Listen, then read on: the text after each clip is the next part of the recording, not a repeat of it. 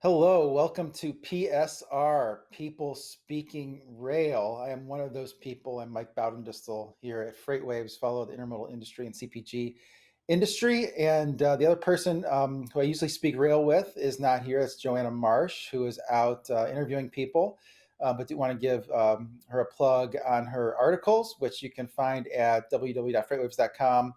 Go up to the top, go under sectors and railroad, and you can subscribe to Joanna's newsletter to get all the rail news in your inbox. You just go to www.freightwaves.com/subscribe. You can subscribe to that and all of our other newsletters. I think we have about 20 different ones on every topic and vertical in freight. So I'd encourage everyone to do that. And with that, as a little bit of a brief intro, I want to reserve most of the session today for the interview with today's guest. It's going to be DeAndre Larry. He's head of intermodal at Uber Freight, has over 2 decades of experience leading intermodal strategy at Norfolk Southern.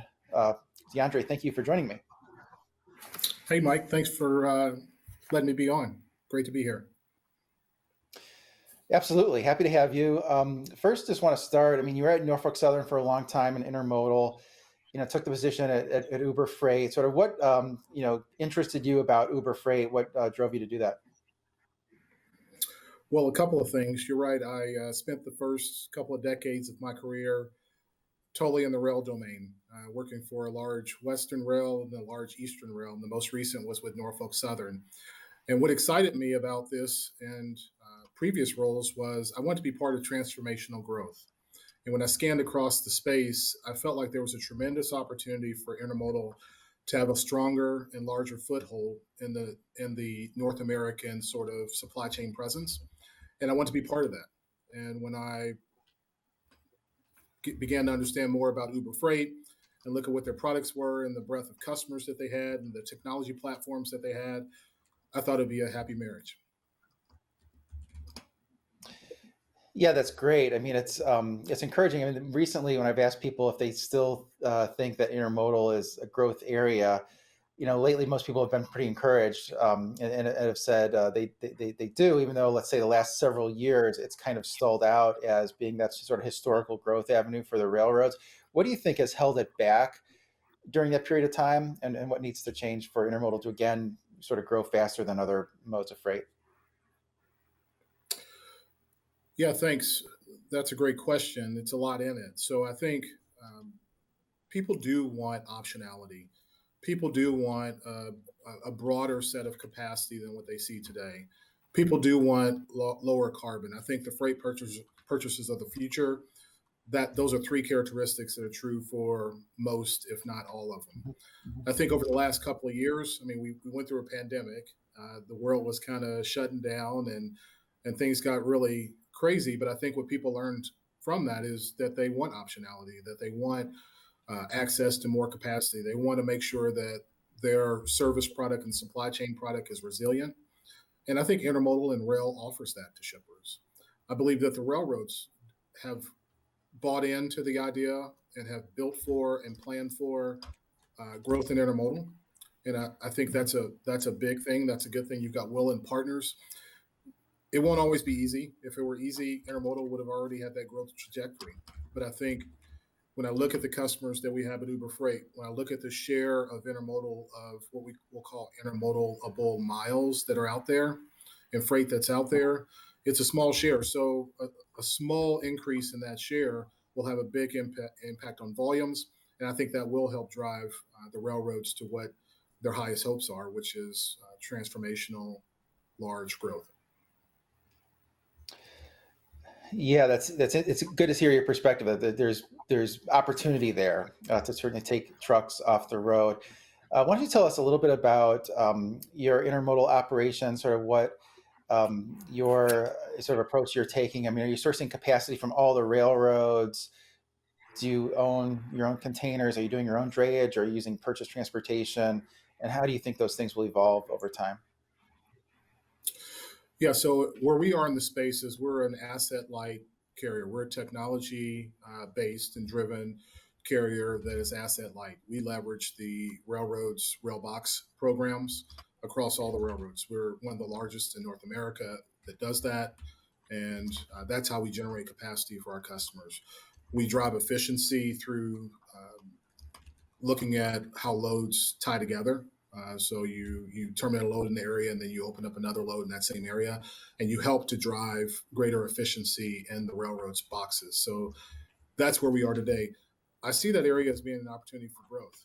If I think about the railroad's portfolio within intermodal, and I think about the portfolio that we have, I think the largest opportunity is to tap into the portfolio that like an Uber Freight has, where we have this vast array of small and large shippers. We have this vast array of truckers in our platform. The vast array of small and large shippers gives us an opportunity to create more loads for the railroads. The vast array of truckers in our platform allow us to be efficient on the first and last mile for the railroads with their rail asset program. And for shippers, I think that allows us to take a lightly used, we'll call it, if we look at the overall intermodal market share of intermodalable miles that are out there, or volume that's out there, we're able to take a lightly used product and introduce it into this broader array of deep technology expertise, deep domain knowledge, and driving efficiency across shippers' supply chains, and then the digital brokerage and TM that we have inside of Uber Freight.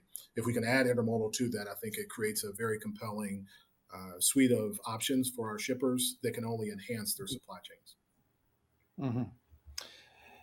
Yeah, that makes a lot of sense. I mean, it's good to have options. It's good to, hear a lot about that from some of the CPG companies we work with. That, in some cases they're running intermodal and truckload in the same lane. It just depends on, is there enough in inventory? Is it time sensitive? All of those things. I wanted to ask you. I mean, one thing that's been interesting is just sort of been the seasonality in freight the last few years. And are you expecting this fall there to be any kind of a intermodal peak season, or do you think it's going to be maybe like last year where there really wasn't, much of one? Have a sonar chart on container volume that sort of shows that last couple of years. You see kind of you see 2020 orange, strong peak season that year, and then 2021 maybe a little bit later in blue saw peak, and then last year was kind of muted. Any thoughts for this fall? Yeah, it's the $1 million question. I'll tell you what my highest hope is.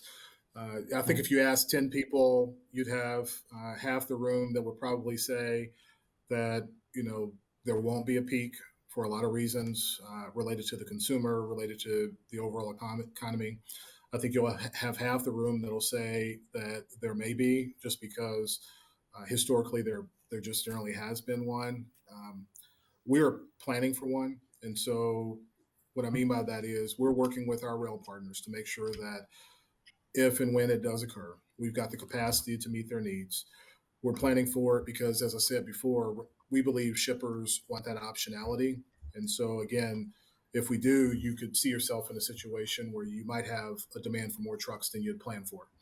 And so that's where I think Uber Freight can step in to help shippers out there. We've got this array of products that can step in and sort of help manage that and provide that for you. So I'm hoping that it will be. We're prepared for it. Time will tell. That's good. It sounds like you're prepared for it, have the resources in place, all of those things. Yeah, I also want to ask you just about intermodal capacity. I mean, earlier this year, some of the big domestic intermodal companies that are publicly traded were talking about there being excess intermodal capacity of maybe 15%, somewhere in that neighborhood. And then, sort of as the year progressed, I think you've seen maybe some improvement sequentially, but not a lot in intermodal volume. And then the fluidity of the network seems to have improved, which maybe that suggests there's excess capacity just from the trains running more efficiently. Is that 15% number? Does that feel right to you? Currently, or any thoughts on how much capacity is out there?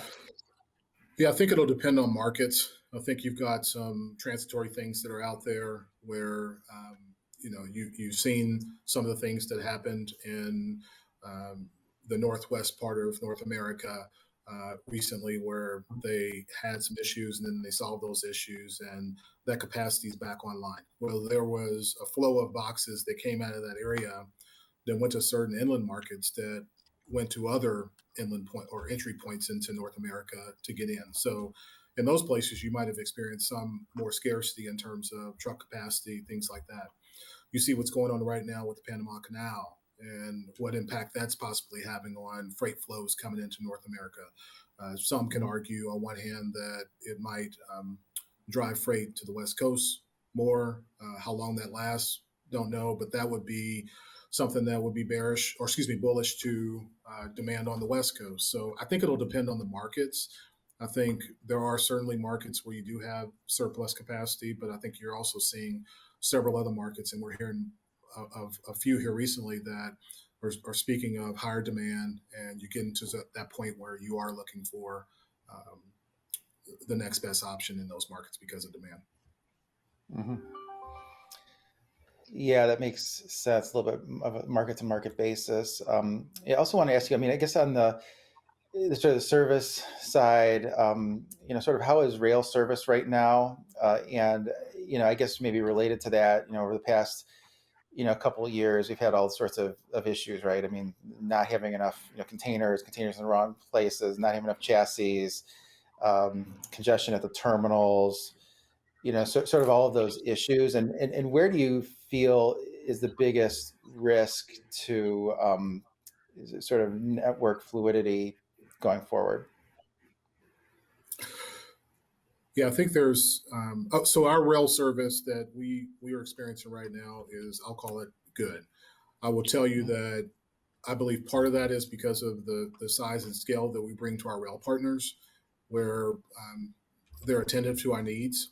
They have a growth posture just like we do.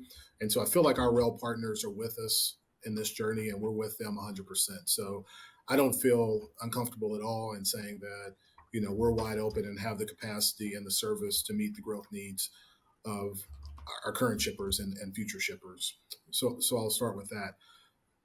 I think the demand, as it comes, will flow into that capacity, and you'll see, it soaks some of that up.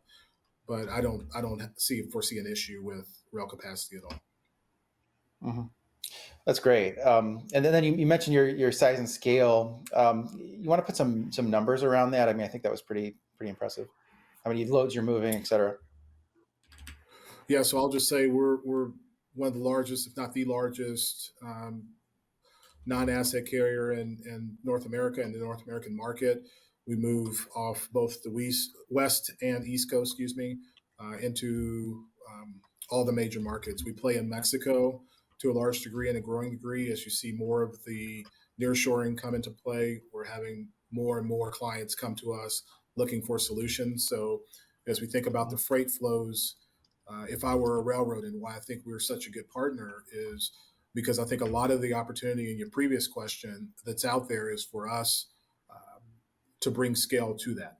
So as more customers work with us to choose rail out of markets that may be out of balance, in many cases, that's an opportunity that's in our current book to turn that volume on and sort of cross sell them with rail. Mhm. As I said, the rail product supports it.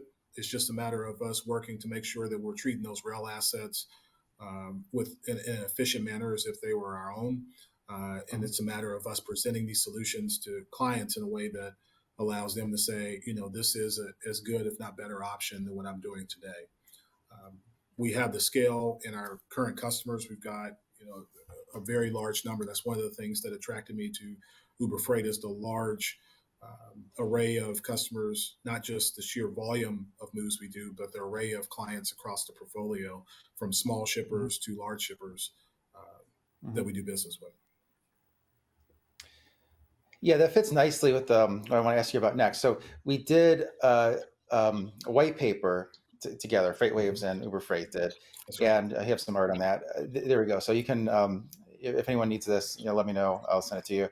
How does intermodal fit into shippers' supply chain strategies? And just sort of flip through it. And one of the things I thought was sort of fascinating was this next graphic on how would you rank how your company prioritizes these factors, and the companies in the survey is a lot of shippers, big group of CPG companies, also shippers and a number of other verticals, and it's kind of the inverse of what I would have expected. I would have expected, so one is the most important, and so here emissions, is the most important, and cost is the least important. I would have thought cost was the most important, and emissions was the least important. Although, a lot of the companies that we talk to, a lot of the bigger CPGs seem to care a lot about carbon and have goals and there. And then there was another graphic in that white paper that talks about the larger the shipper is, the more concerned they are about emissions and the environment. And I think it's maybe just because they're more customer facing. But I thought those things are very interesting. And so I guess my question for you is, does that cause us to think differently about intermodal value proposition, where historically intermodal has had this kind of 10%, maybe 15% discount to truckload if you include fuel surcharge in both modes? Is there a different calculation now, or just a different way to think about it? Yeah, I think and thank you for pointing out the white paper we did together. I think part of one of the takeaways I had is they're all important. I think one of the things we know is markets go up and markets go down. And so we're in a market now where it may have surprised you because of the type of market we're in, but over time, we believe emissions will be a larger factor in purchasing decisions. The beautiful thing about intermodal is that you get a 1 to 4 sort of benefit when you transfer it over. So let's put ourselves in the mind of that shipper who has emissions as a high need. That shipper knows that Uber Freight has a suite of products that we're already working with them on, that drive efficiency, that drive cost to the point that they want them. And then they know that they've got this underlying intermodal product that's the largest in North America that they can pour volume on top of, that should allow them to represent cost efficiency, but it'll on a 1 to 4 basis allow them to represent emissions efficiency. And so it's kind of in all of the above, because I think all of those above are important to clients and shippers. And that's what I took away from the white paper. I think customers want to know that, it's a rateable, reliable, resilient product. And, working with our intermodal partners and the railroads and the drayage community, that's what we do every day.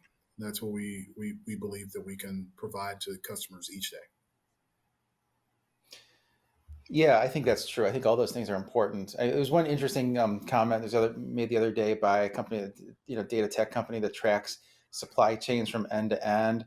And I asked, whether they're auditing for carbon. Can they track the carbon throughout the supply chain? And the response was, we're really good at doing that on the transportation side, because we know what intermodal does, what rail does, what ocean does. But in terms of actually how the products are made and how the sausage is made, so to speak, gets really difficult. So I thought that was an interesting thing. But some of the CPGs, they're starting to maybe put like almost like carbon labels on the food products, almost like you would have a nutrition type label. So it's certainly becoming of more importance, the carbon goals. And yeah, I think something that's striking to me. So I think one of the things that I think is just amazing about Uber and the concept of Uber, the broader company, is it's taken empty miles, latent capacity with automobiles sort of out of the marketplace. You arrive at an airport and get dropped off. I'm waiting at an airport to go somewhere else. And then they're matching loads to make the most use of that carbon with, sort of people in seats. If we think about that same technology, that's the same technology and opportunity we have within Uber Freight. And so the white paper, one of the things that stood out to me was the large percentage of empty miles that trucks still have in North America and its impact on carbon. And so there's a carbon piece to that, and then there's a cost piece to that, right? And so just the carbon piece, if I'm able to put loads under that more effectively and efficiently, that's all to the good from a carbon perspective. But also, when we think about the intermodal product, as we're able to match loads back and turn loads on the street, turn containers on the street, we're annihilating empty miles. And that's part of the game, not just from a emissions perspective, but from a cost perspective. And so as I've been talking to customers as I've come online, that's been one of the things that's resonated most with them, is how do you help me and how do we help each other sort of eradicate empty miles in our network? Because I do think the emissions and cost conversations are showing up as customers get it. These supply chain purchasers and product managers are smart. They figured out that if I can reduce empty miles, I can kill two birds with one stone. And I feel Mhm. like our brand, our set of products, and our frankly what we do as an Uber and Uber Freight enterprise allows us to be sort of top of mind, and our technology allows us to be top of industry and accomplishing those things. Yeah, lots of great points there. Lots of empty miles to be squeezed out. I want to ask you: are you a believer in refrigerated intermodal? You think that's going to be a growth area, or is it too many? Is just too difficult to execute? I think it's difficult. I think it'll depend. I think there's going to be pockets where it could be an opportunity. Again, I go back to things like empty miles. I go back to where the market wants these products. I do think it has an opportunity to grow. It's got to be reliable. It's got to be something that's rateable and resilient. And I think the market can solve for more. I have some friends, very smart people who have gone into that, and I know it's some of the best and brightest minds trying to solve for it. I'm a believer in intermodal. I'm a believer in markets performing efficiently. So I'm certainly rooting for it. I believe there's an opportunity for us to help as well, but time will tell. Hmm. Yeah, I think the jury's still out. Also, I also want to ask you: we're a data company, also in addition to a media company, always looking for sort of new ideas to improve the product. And just from your Mhm. perspective, where would you like to see more visibility? Like, where are there places where good data is lacking, or where there's a lack of visibility into movements of containers or availability of equipment? Just where would your pain points be, if you have any? Well, I think the market's solving for how do you eradicate empty miles. I think that's just it. Um, Mhm. I believe that Uber Freight has that. I believe we are. It's something that it's in our DNA. Our technology solutions and platforms allow us to have a discipline in that and sort of democratize that data in a way that our shippers can have access to it through us, and we can help do that for not just them but for our partners, the railroads. And so I want to make sure I point that out. But I think uh, freight trades are going to continue to evolve. And you think about when I think about the automotive industry that's going through the change, it's not so much growth on the top end in terms of number of units produced, but if we think about the change inside of those supply chains, I think there's an opportunity there, and we want to be there with that. You mentioned food shippers, I don't think anyone's going to give up on trying to make that an intermodal opportunity. But I think just to your question about data, just anyone that can help the market solve whether it's an empty flow problem, whether it's a visibility problem, I think we'll continue to win in the marketplace. Yeah, I agree with that. I think it's a valuable thing to offer. Any other thoughts on the freight markets? Anything that we haven't covered? I know one thing that's been sort of tossed around here has been the truckload volume in uh, July was actually stronger than I think most people would have expected, and there was some discussion of or people hedging against possible, at the time, possible UPS strike or getting stuff moved ahead of the Yellow's demise and all those things. But it's actually kind of stayed fairly elevated on a sequential basis relative to earlier in the year in the middle of now the middle of August. But any just sort of thoughts on the freight market that we haven't covered? No, just the reiterate. I mean, if it's an array of responses right now. We've got some customers who are saying there will be a peak. They feel strongly about it. We've got other customers that would say that their volumes at their warehouses are pretty slow, and there may not be a peak.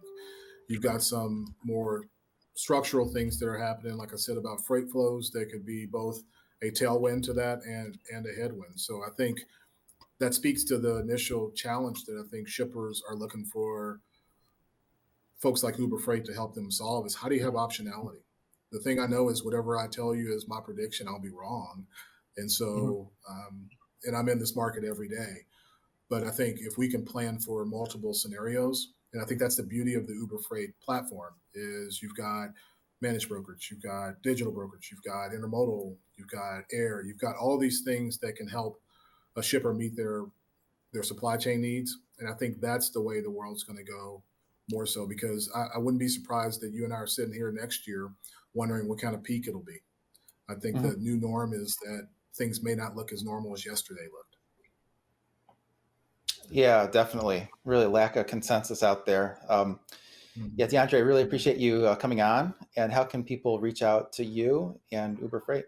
We've got a range of folks that are out there across all of our product lines that will be happy to spend time with you and talk to you about the capabilities that we have, and look forward to the talking to all of you in the future. Sounds great. Hope everyone has a great day. Thanks for joining me. You bet.